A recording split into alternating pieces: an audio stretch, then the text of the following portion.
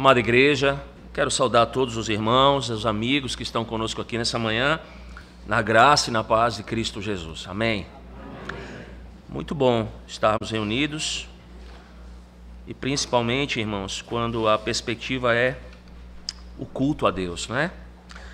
Eu vou quebrar com a nossa sequência de exposição no livro de Eclesiastes apenas hoje, e os irmãos vão me permitir trabalhar uma exposição do capítulo 5 da primeira carta de Paulo aos Tessalonicenses, os últimos versos 25 a 28. Portanto, abram suas Bíblias, por favor, tomem a palavra de Deus em suas mãos, abram lá em 1 Tessalonicenses 5, de 25 até 28. Eu vou fazer a leitura, por favor, irmãos, acompanhem.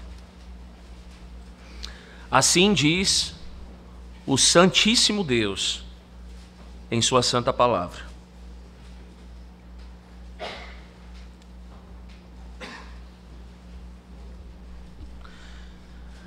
Irmãos, orai por nós, saudai todos os irmãos com ósculo santo. Conjuro-vos pelo Senhor que esta epístola seja lida a todos os irmãos. A graça de nosso Senhor Jesus Cristo seja convosco. Amém. Oremos, irmãos. Pai bendito, mais uma vez eu quero honrar o teu nome, Senhor. Quero fazer desta minha oração a oração do teu povo nessa manhã. Aqui eu os represento, Senhor. Louvado e exaltado seja o teu santo nome, Senhor, por nos trazer aqui nessa manhã. Nós somos impelidos pelo Senhor, ó Deus, a estarmos aqui. E há um propósito para isso, Senhor. A glória do teu nome, a glória excelsa do teu nome. Então, Pai, que nesta manhã, imbuídos, ó Deus, desta razão de motivo, de sentimentos que devem ser voltados para o Senhor em tudo aquilo que fazemos aqui, Pai, que o Senhor também se alegre no meio do teu povo, Senhor. E que nesta manhã, ó Deus, em que o Senhor está conosco e presente aqui neste lugar, o Senhor possa edificar todos os crentes aqui nessa manhã. Há uma mensagem do Senhor para nós nessa manhã, Senhor. Então fale por meio da tua palavra inerrante, inspirada pelo Senhor. Fale conosco, ó Deus. E faz isso por meio da obra do Espírito Santo, que é Deus. E fale também, ó Deus, se há aqui algum incrédulo nessa manhã, alguém que vem visitar esta igreja, que está aflito em seu coração, que busca entender os caminhos da vida, que também foi trazido aqui pela tua boa mão, Senhor, que haja salvação nesta casa. E esta salvação certamente será para a tua glória também, Senhor. Então, Pai, nesse instante, abre a boca, fala conosco. Nós suplicamos ao Senhor, nós precisamos ouvir o Senhor, Pai. E por meio da tua voz, ó Deus, nos trate, cada um de nós, nas nossas necessidades. Tu as conheces mais do que nós mesmos. Assim nós suplicamos em nome de Jesus, que vive e reina pelos séculos dos séculos. Amém. Meus irmãos, deixa eu fazer aqui uma pergunta já introdutória para vocês. Qual foi a última vez que vocês pegaram uma caneta para escrever? Eu estou vendo algumas pessoas com caneta, né? Então, disse, pastor, agora eu estou escrevendo agora, não é? Vou registrar aqui as palavras que serão ditas nessa manhã. Muito bem. Mas durante a semana, geralmente, irmãos, por conta da tecnologia, de facilidades que nós temos, né? A gente meio que largou esse bom costume de estar escrevendo. Por exemplo, eu quero me ater ao fato, vou fazer aqui uma pergunta para vocês. Qual foi a última vez que vocês escreveram uma carta à mão para alguém? Há quem diga, por exemplo, que correio é uma coisa obsoleta, né? Sim, rapaz, escrever carta, pastor? Não. Hoje nós temos a tecnologia, puxamos um celular do bolso, eu quero falar com qualquer pessoa no mundo inteiro, então eu mando o quê? Uma mensagem de texto, eu tenho o WhatsApp para fazer isso. Então, carta não, carta isso é uma coisa da sua época, pastor. Uma coisa obsoleta, não é?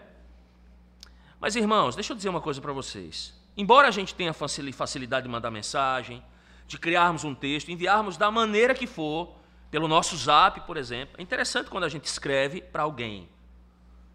Seja o que for que a gente esteja utilizando para isso, é interessante que nós mostramos uma certa dificuldade quando escrevemos uma certa carta ou mandamos uma mensagem. Veja, eu não estou me atendo ao corpo do texto. Geralmente nós sabemos o que queremos dizer para a pessoa. O problema, geralmente, é que nós não sabemos como terminar a carta.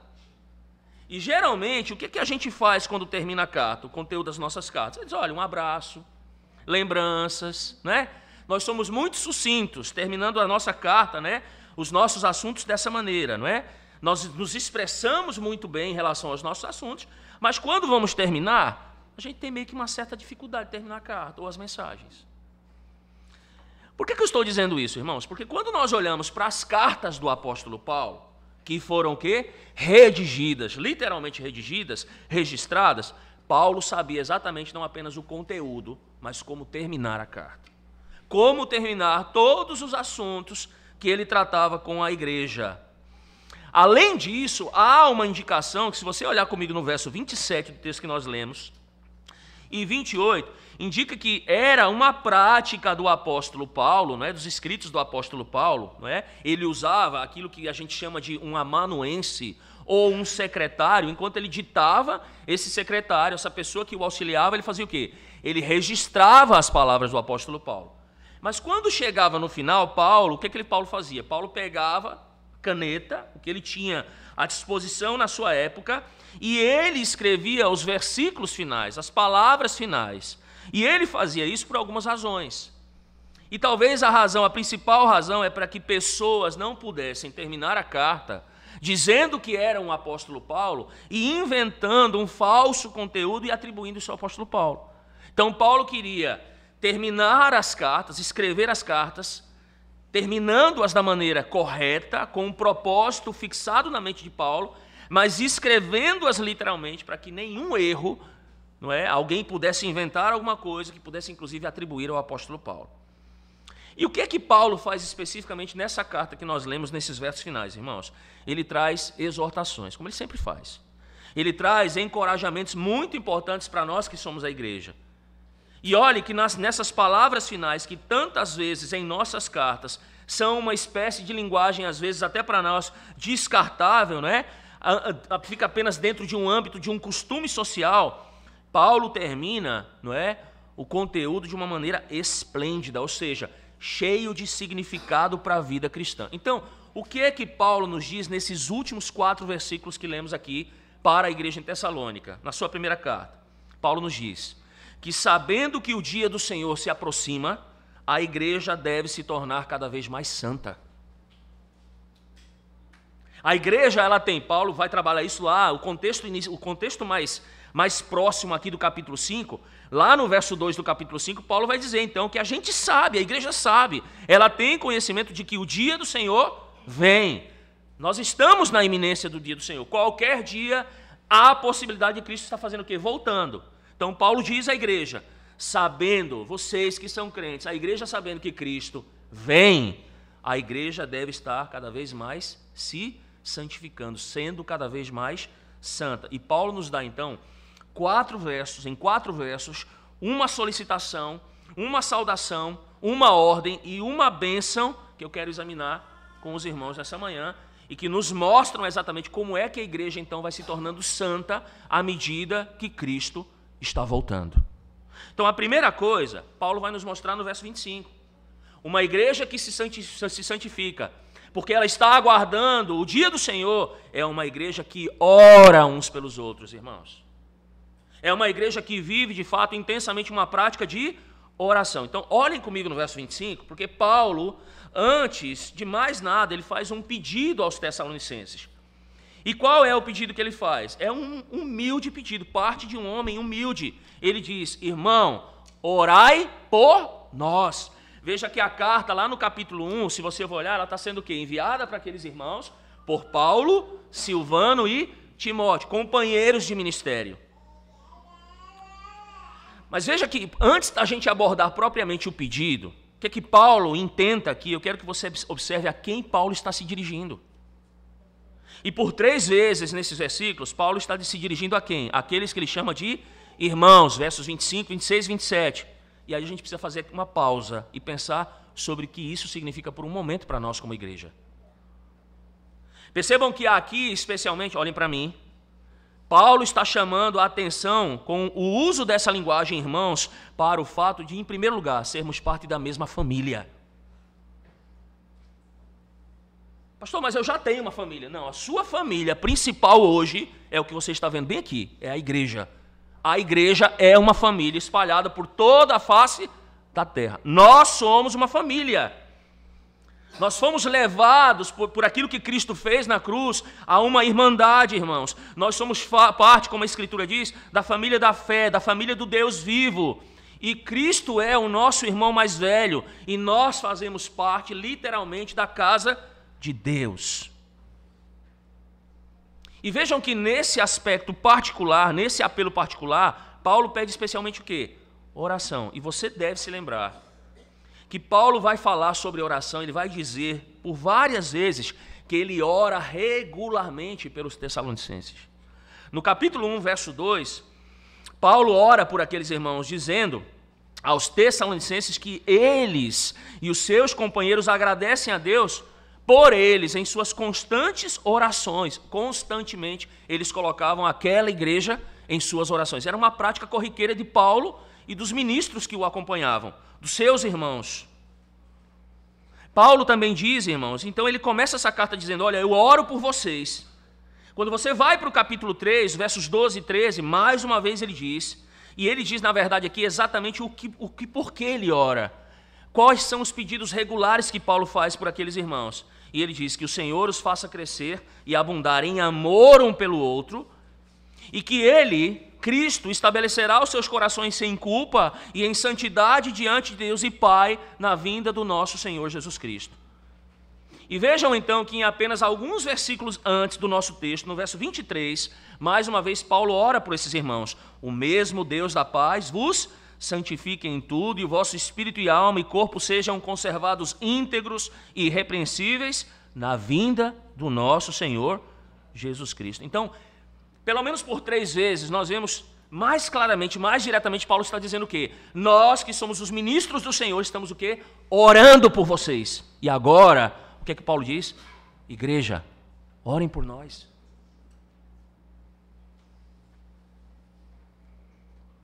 Por que Paulo pediu isso aos irmãos? Porque Paulo acredita na oração. Porque Paulo tinha a concepção muito clara de que a oração é um meio de quê? De graça. É uma bênção para nós. Ele acreditava, irmãos, no poder e na eficácia da oração. Paulo sabia, irmãos, que o Deus que é um Deus soberano, que é um Deus que governa todas as coisas, ele também exerce a sua providência soberana sobre o mundo e a igreja por alguns meios. E um desses meios, qual é? É a oração. Nós somos muito abençoados quando nós utilizamos o quê, irmãos? Esse meio de graça da parte do Senhor. O meio gracioso que Deus tem para que nós possamos falar com Deus, para que possamos estar em consonância com Deus, com a vontade de Deus. E por meio disso, irmãos, nós somos extremamente abençoados. E veja, Paulo não apenas creu nisso, mas ele utilizou isso na vida. Ele cobiçou isso para ele. Isso foi algo característico do quê? Do seu ministério. Então Paulo sabia que também ele era um irmão daqueles irmãos e que ele também precisava, como cristão, de orações. Paulo entende que os crentes, irmãos, eles precisam orar uns pelos outros. E Paulo entende que isso é uma marca de uma igreja saudável, de uma igreja bíblica. Mas também Paulo pedia orações por causa do trabalho que ele, Silvano e Timóteo e tantos outros realizavam.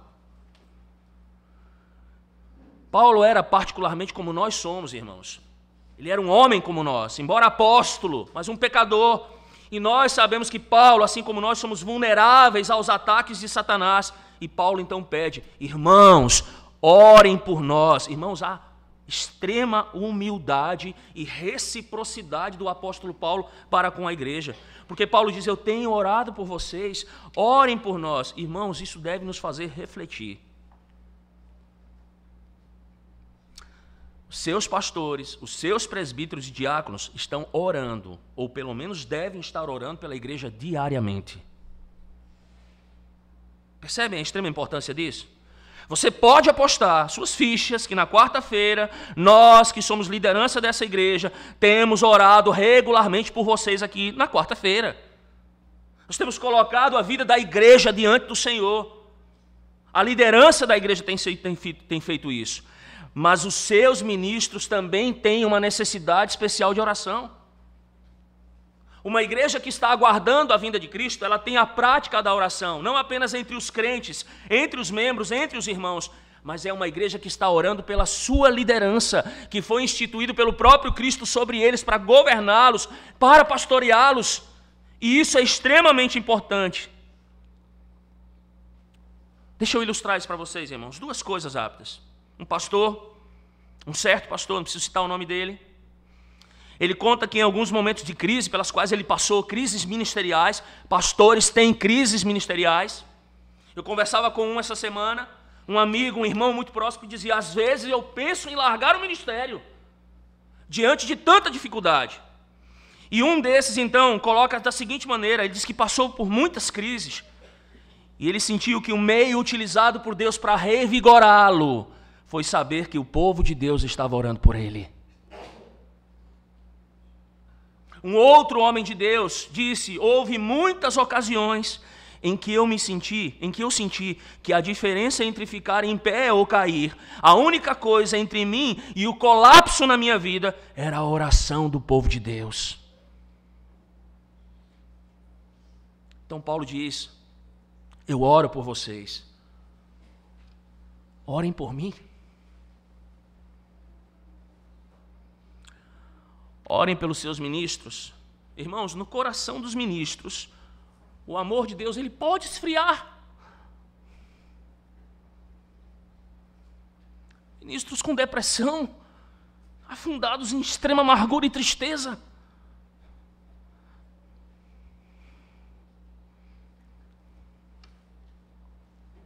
Irmãos, venham à nossa reunião de oração na quarta-feira. Saiam da zona de conforto. Participe da nossa reunião de oração, irmãos, porque enquanto você está orando pelas necessidades de toda a congregação, você também pode orar pela alma daqueles que estão pastoreando vocês. Uma igreja que aguarda o dia do Senhor é uma igreja que se santifica em oração, irmãos.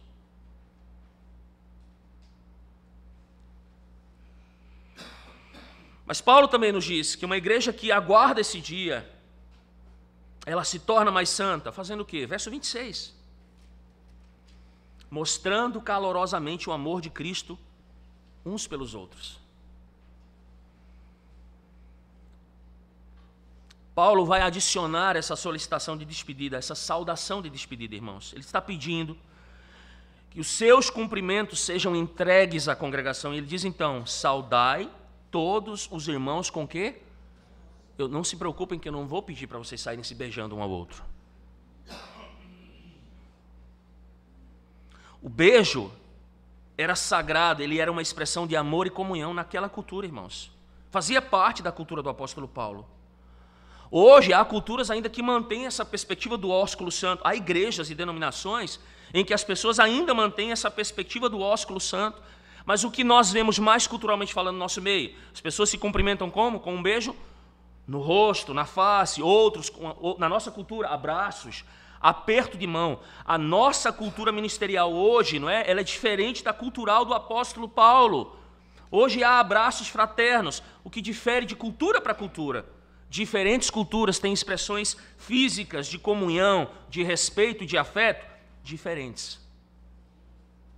Mas perceba que Paulo não está se fixando aqui, irmãos, essencialmente em um beijo santo, em um ósculo santo. Em outras palavras, o que Paulo está dizendo à igreja?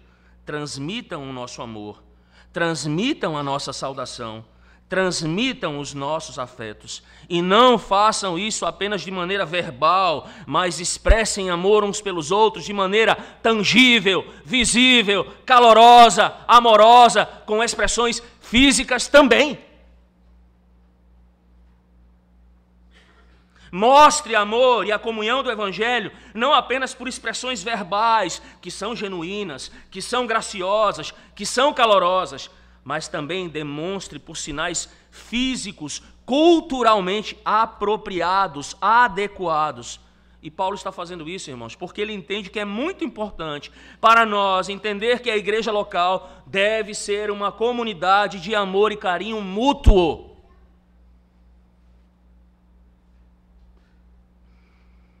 O evangelho, irmãos, ele é criar uma família. Percebam, o evangelho é criar uma família, e isso deve ser expresso na vida da congregação local, onde estamos genuinamente felizes em nos ver, e nós devemos expressar isso. A não ser que você me diga, eu vim aqui nesta manhã, mas eu não estou feliz em ver os meus irmãos. Irmãos, é fácil experimentar isso, expressar isso em círculos menores da igreja. Vou dar um exemplo, a gente se junta na mocidade, a gente ri um com o outro, a gente brinca, fica com as molecagem, é gostoso. Nós abraçamos, brincamos. Você talvez tenha um grupo mais seleto de amigos, muitos anos, com uma pessoa com quem você ora, com quem você já compartilhou as suas experiências, os seus sofrimentos. Então você tem mais facilidade de apertar a mão, de dar um abraço, de chorar com essa pessoa, ou de chegar na igreja e olhar para essa pessoa e dar um sorriso. Mas perceba um perigo aí. Fora desses círculos, talvez você não tenha manifestado tanto prazer em ser um membro da sua congregação local. Se você acaba com esse seu círculo particular, o que é que sobra para você? Se você não faz isso com toda a congregação. Veja, irmãos, o que Paulo está dizendo é que todos nós e que aqueles irmãos devemos estar deliberadamente, responsavelmente, comprometidos em cultivar uma comunhão forte, amorosa nesta congregação. Expressá-la aqui, não apenas de maneira verbal, mas com outras expressões físicas, tangíveis, que são culturalmente apropriadas para nós. Naquela congregação, Paulo está dizendo, enviamos nossas saudações, mostrem essas saudações, esse amor, esse sentimento familiar, esse companheirismo, de nós para vocês, uns para com os outros, tangivelmente. Uma igreja que espera por Cristo é uma igreja que age exatamente assim. Nós temos dois prazeres aqui nessa manhã, que eu posso enumerá-los como principais para nós. Primeiro, Deus está aqui.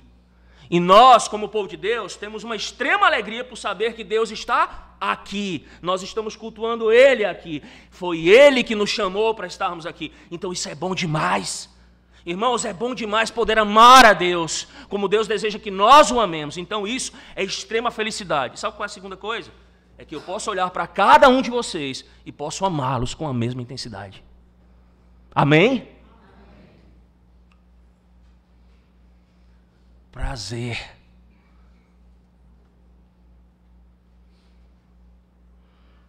Em terceiro, sabendo que o dia do Senhor se aproxima, como é que a igreja pode se tornar mais santa? Paulo diz, levando a sério a palavra de Deus. Paulo nos dá então uma ordem vigorosa. Olhem comigo, por favor, o verso 4. Aliás, o verso 27, perdão. Ele diz assim, conjuro-vos pelo Senhor que esta epístola seja lida a todos os irmãos. Aqui é uma ordem firme. Alguns comentaristas, quando vão comentar o verso 27, se aproximam, não é? Impressionados com a linguagem que Paulo utiliza aqui. E a razão é porque a igreja não está acostumada com esse tipo de linguagem endereçada, principalmente no contexto da igreja. Mais frequentemente, irmãos, estamos cientes dessa linguagem que é utilizada onde? Num tribunal. Então, o que é que o apóstolo Paulo faz aqui? Simplesmente ele está dizendo aos irmãos, vocês têm que ter um comprometimento tão firme com a palavra, que eu vou fazer o seguinte com vocês, eu vou chamar vocês agora para um juramento, e a principal testemunha desse juramento é Deus. Vocês vão jurar agora diante de Deus que esta epístola, que esta palavra, que é inspirada, que é inerrante, que é a palavra do próprio Deus, será lida, será exposta e consequentemente exposta diante de todos os irmãos. No capítulo 2, verso 13, vá para lá comigo, por favor. Paulo diz assim,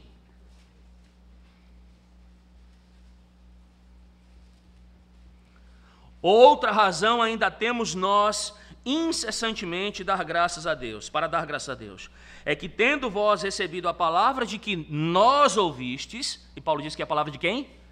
De Deus. Ele diz então que a igreja acolheu não como palavra de homens, e sim como em verdade é a palavra de quem? De Deus, a qual com efeito está operando eficazmente em vós, os que credes.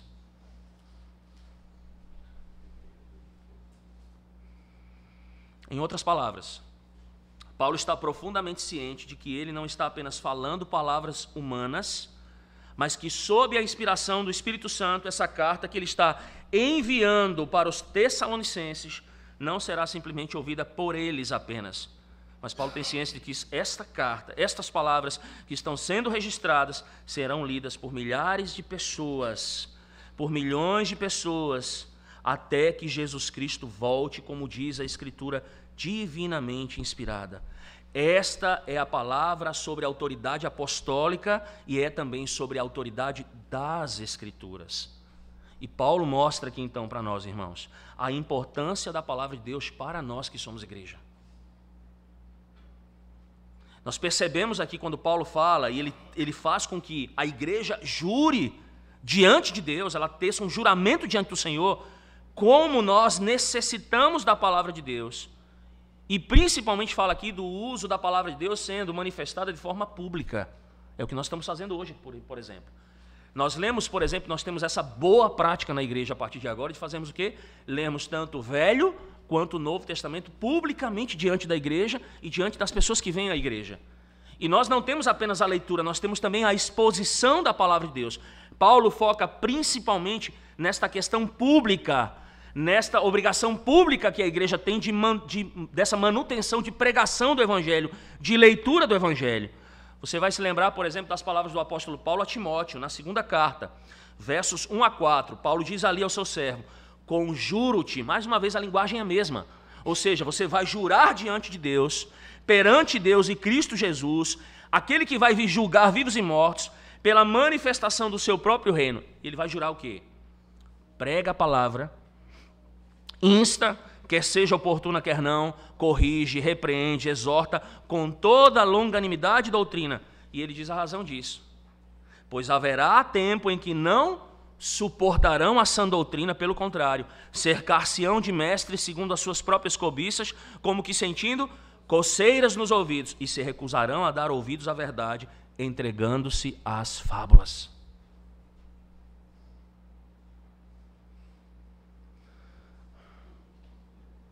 Essa preocupação do apóstolo Paulo com a igreja apostólica, ela é a mesma que a gente tem que ter hoje com a igreja. Eu vou explicar por quê. Se você voltar comigo para a época da Reforma Protestante, há momentos na história que é impressionante como nós temos avivamento, né? E o avivamento, ele funciona, não é como essas pessoas têm pregado avivamento aí não, sabe? De sair correndo atrás de um trio elétrico, pulando, dizendo que estão alegres, que agora a igreja está se unindo. Não, não tem a ver com isso. Ou as pessoas estão caindo no espírito, estão passando paletó, estão gritando dentro da igreja. Não tem nada a ver com isso.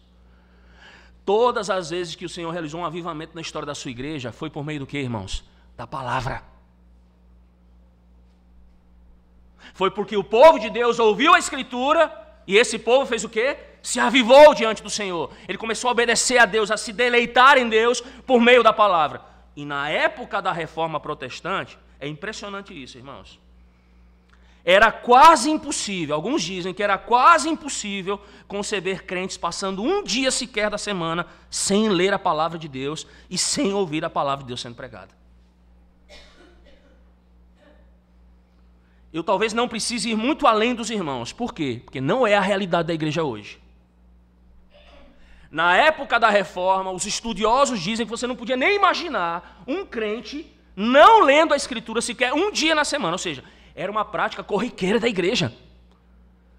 Os olhos da igreja estavam se abrindo, o desejo da igreja era pelo conhecimento da palavra de Deus, dos eternos desígnios do Senhor. E hoje, irmãos, hoje as nossas casas estão aí com 5, 6, 7, 10 Bíblias. E nós lemos a Bíblia menos do que nunca. O povo de Deus tem se dedicado à leitura menos do que nunca. Vejam, não é incomum, irmãos, que alguns de vocês tenham entrado aqui nesta manhã sem lerem a Bíblia uma única vez durante a semana em casa.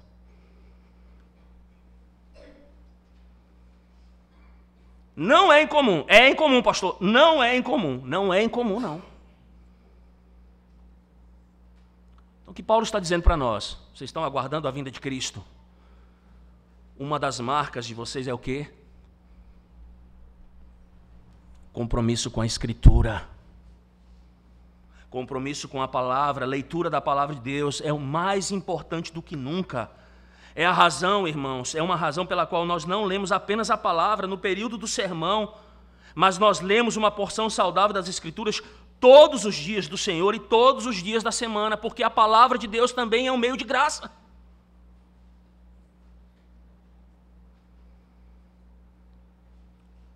E essa mesma palavra que Paulo diz é encarregada a quem? Aos líderes da igreja de Tessalônica, de lerem publicamente para aquela congregação, irmãos, até porque Paulo sempre enfrentou problemas de joio e trigo. A palavra precisava ler para a edificação da igreja, para o fortalecimento da igreja, mas também para exortar, para admoestar aqueles que estavam cometendo erros na igreja. Nem que fosse para afastá-los do meio do Senhor, ou então para salvá-los assim como os outros, mas ela precisava ser lida publicamente, exposta publicamente, e é uma indicação de que aquela congregação precisava da palavra de Deus fosse lida para eles. Paulo via essa necessidade, assim como nós temos essa necessidade hoje, irmãos.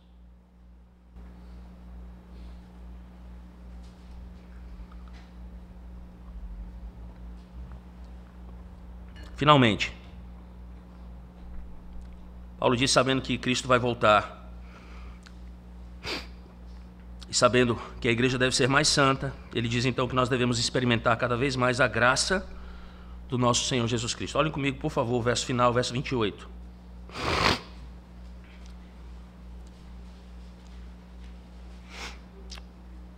Então Paulo diz assim: a graça do nosso Senhor Jesus Cristo seja convosco. Essa é uma bênção que Paulo a usa de forma muito comum em todas as suas cartas. Se você for comigo para o capítulo 1, por favor, verso 1.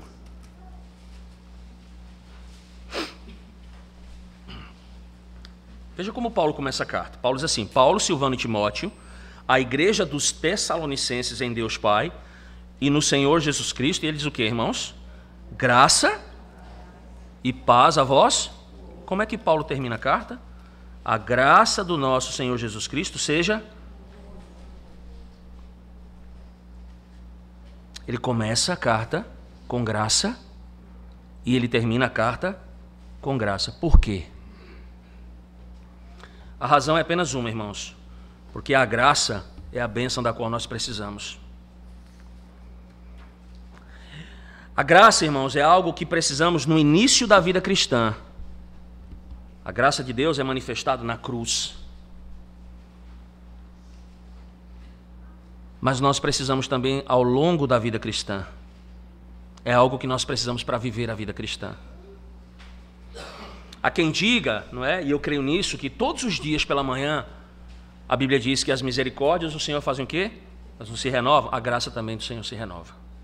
Todos os dias, quando sabemos que basta a cada dia o seu próprio mal, o Senhor está nos dando a sua porção de misericórdia e de graça para vivermos especificamente aquele dia. Então, graça não é algo que nós necessitamos apenas para o perdão dos nossos pecados, mas para continuarmos vivendo a vida cristã. E eu apenas vou lembrá-lo de algo que você já sabe. Todos nós devemos lembrar que a graça é um presente de Deus para nós, por meio de Jesus, irmãos. É o fato de que Cristo viveu para nós uma vida que nós não poderíamos viver. Ele morreu por nós, irmãos, uma morte que não merecia, para que pudéssemos receber perdão pelo qual nós não pagamos, e uma comunhão eterna que Ele nos deu porque nós não dispunhamos. E veja, tudo às custas de Jesus, dado gratuitamente aos crentes. A graça de Deus, ao mesmo tempo que ela manifesta para nós o perdão de Deus, também nos traz o poder de Deus para vivermos a vida ao longo da carreira cristã. E veja que ao longo desta carta, Paulo expressa que o nosso crescimento no Senhor, nossa maturidade na fé, nossa santificação depende de quê, irmãos? Da graça de Deus estar operando em cada um de nós. Eis a razão por que Paulo conclui a carta assim. Por quê, irmãos? Porque ele pede para que a igreja faça o quê? Se você olhar os diversos preceitos que ele dá a partir do verso 12, tá? Quando ele vai mostrar, por exemplo, aquilo que a igreja deve fazer, ou que a igreja, porventura, não deveria fazer, ou como ela tem que se comportar com vistas ao grande tema dessa carta, que é a volta de Cristo, aí a gente vai entender por que ele tem que começar com graça e terminar com graça, porque só a graça de Deus, por meio da morte vicária de Cristo, nos habilita, irmãos, a orarmos um pelos outros, ou seja, a que a oração seja uma marca da igreja, uma marca individual de cada crente.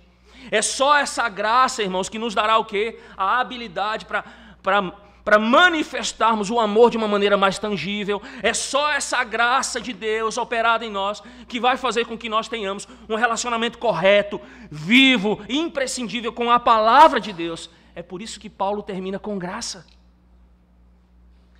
Paulo termina com o evangelho da cruz.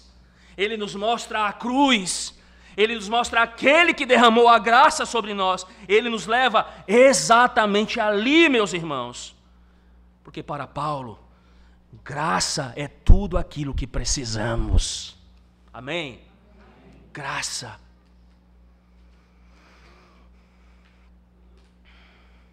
John Stott certa vez disse, se uma igreja local se tornar uma igreja evangélica, ela não deve apenas receber o evangelho e transmiti-lo, mas também incorporá-lo em uma vida comunitária de amor mútuo. Nada além da graça de Cristo pode realizar isso. Bendito seja o Senhor, irmãos, porque Ele é gracioso para conosco. Diante disso, irmãos, deixa eu fazer aqui algumas aplicações para a gente e depois encerrar com uma rápida conclusão. Primeira, eu estou falando, e o que eu vou dizer agora de maneira generalizada, por favor, entendam. E digo isso do fundo do meu coração, irmãos.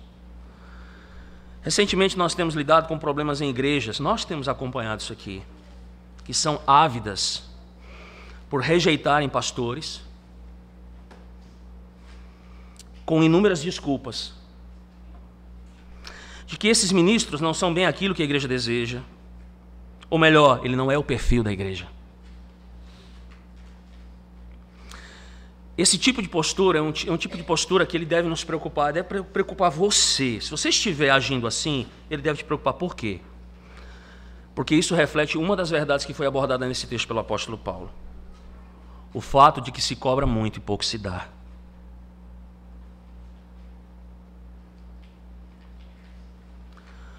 Os que cobram muito são geralmente aqueles que não gastam nem sequer poucos minutos de oração pelos seus pastores durante a semana. Os que mais criticam os conselhos das igrejas são os que menos oram por eles. Muito se cobra e pouco se dá. Então deixa aqui pedir aos irmãos que se questionem. Irmãos, quantos minutos de oração vocês têm durante a semana para orarem para que o seu pastor, para que o seu presbítero sejam mais capacitados para o trabalho do Senhor? Quanto tempo de oração vocês têm durante a semana para orar a Deus e dizer, Senhor, dá ao meu pastor mais tempo para ele meditar na Tua palavra, estudar mais, capacite mais o meu pastor? Quanto tempo de oração e joelho no chão vocês têm tido durante a semana para pedirem para que os seus pastores sejam mais abençoados e preservados de todo erro irracional? Quanto tempo, irmãos?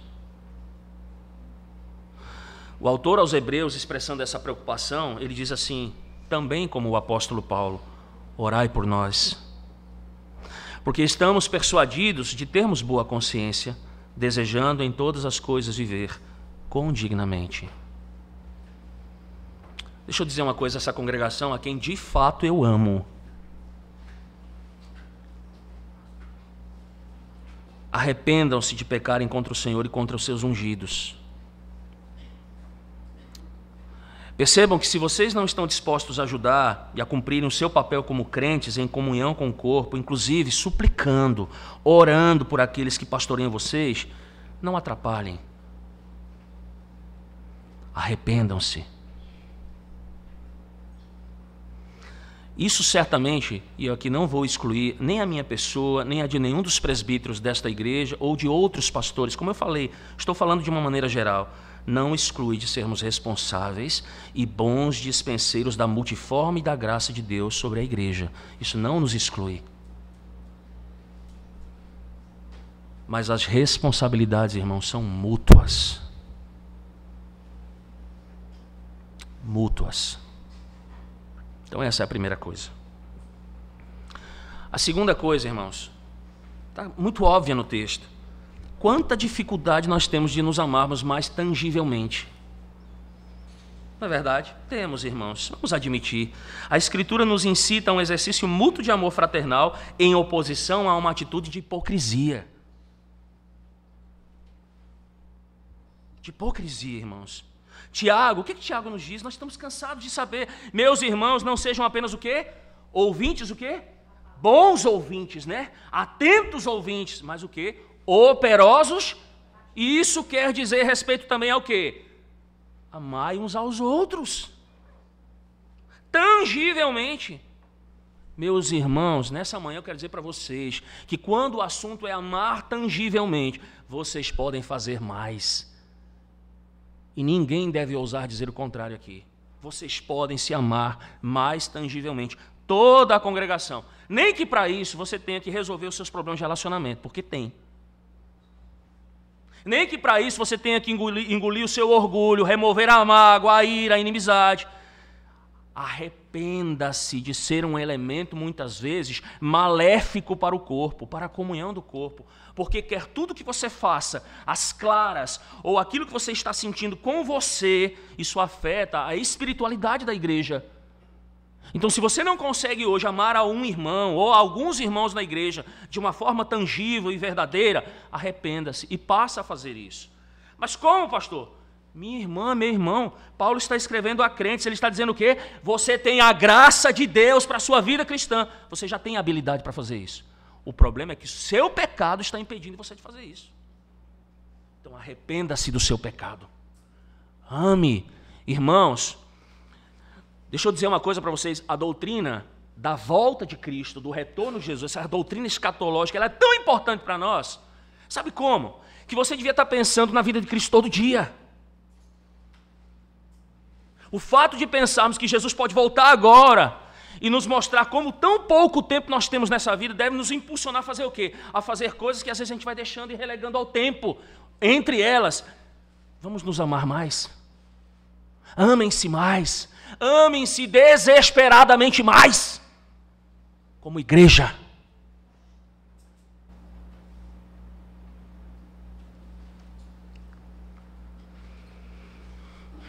Em terceiro, que o Senhor nos ajude na leitura das Escrituras, irmãos.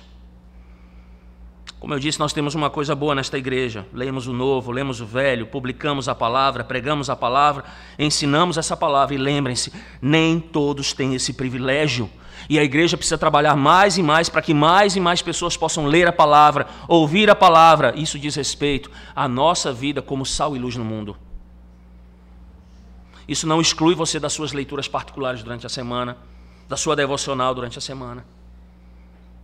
Mas faça isso, meu irmão. Por último,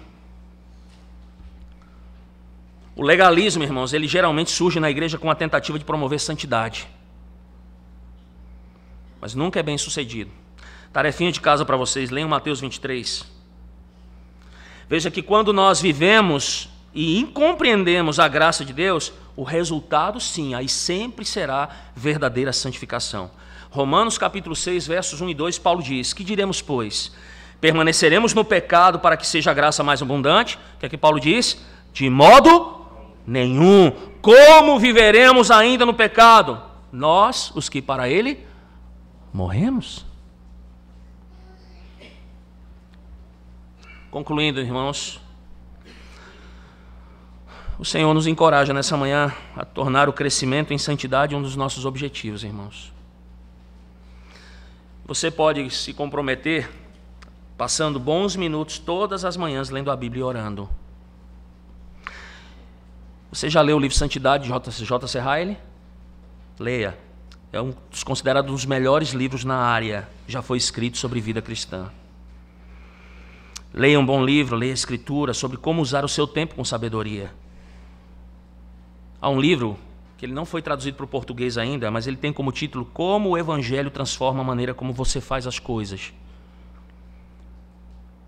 Às vezes a gente usa de artimanhas, né? de coisas boas. pequeno grupo, nós temos alguns grupos na igreja que estudam a palavra, que leem a palavra, faça isso. Se isso lhe trouxer edificação, faça. Ore, meu irmão e minha irmã, para que cada crente desta igreja experimente crescimento sem precedente em santificação, sem a qual ninguém verá Deus. Mas para você que talvez seja descrente nessa manhã aqui, deixa eu dizer uma coisa para você. Você também tem necessidade dessa mesma graça sobre a qual falamos. E deixa eu apenas pincelar rapidamente essas coisas que eu falei. Sua oração não é ouvida por Deus. Não. Sua reza, não. Porque ela não é feita debaixo da graça de Deus e na mediação de Cristo. Você não consegue amar biblicamente porque você não tem o amor de Deus em você. Se quer guardar a palavra, porque até agora você odiou a palavra. Então você, como nós na igreja, precisa da graça de Cristo na sua vida. Só a graça vai lhe habilitar a orar na mediação de Cristo, a amar como Jesus amou e amar a sua palavra e obedecê-la para glorificar o nome de Deus em todas as coisas. Você é tão necessitado da graça para a sua salvação quanto a igreja é para a sua santificação. Amém? Vamos orar ao nosso Deus, irmãos. Senhor Deus bendito, Pai do nosso Senhor Jesus Cristo, que é o autor e consumador da nossa fé, aquele que começou a boa obra em nós e há de terminá-la. Ó Deus, aplica a Tua palavra ao nosso coração nessa manhã, Senhor. São palavras do apóstolo Paulo extremamente confrontativas, extremamente educativas, e que nos lembram, ó Deus, do nosso papel como igreja, da nossa postura como igreja, da nossa vida cristã como igreja, de guardarmos a fé, de vivermos o amor, de termos um comprometimento, ó Deus, com a Tua palavra e de nos lembrarmos daquilo que transformou a nossa vida, que foi a morte graciosa de Cristo na cruz do Calvário. Sacrificial, substitutiva, que pagou o preço dos nossos pecados e por essa razão nós somos agraciados com o Senhor, nós somos declarados justos e nós não tivemos que fazer absolutamente nada. Até o crer, o amar, o nos devotarmos da Tua palavra, ó Deus, é fruto da Tua bondade, da Tua graça para conosco. Então, ó Deus, que a graça do Senhor venha a superabundar nas nossas vidas. E que essa graça, ó Deus, por meio de Cristo, o nosso Redentor que vive e que vai voltar, que esta graça e que a lembrança do seu retorno glorioso para julgar vivos e mortos, ó Deus bendito, esteja tão vivo em nosso coração que nos faça de fato viver algo que o Evangelho nos diz que o próprio Cristo nos dá. Ele nos dá vida e vida em abundância. Então, ó Deus, apiede-se, ame a primeira igreja presbiteriana, Senhor. Nós sabemos que o Senhor tem nos amado com um amor profundo, porque se não fosse assim, Cristo não teria ido à cruz. Mas que nós possamos, ó Deus, também viver o amor pelo Senhor acima de todas as coisas e o amor pelo nosso próximo, pelos nossos irmãos. Nós somos parte, temos a mesma fé, fazemos parte da mesma família, temos o nosso mesmo Salvador e fomos alvos da mesma graça. Então, ó Deus, rompe com as nossas barreiras, Senhor. Rompe com as nossas dificuldades, ó Deus, em nome de Jesus. E não nos deixe, ó Deus, amar, orar por alguém, manusear a Tua palavra de uma maneira hipócrita, que não conduz à realidade do Evangelho. Mas, ó Deus, traz santificação e pureza ao nosso coração. Resolve os problemas nesta igreja, como toda igreja tem, Senhor.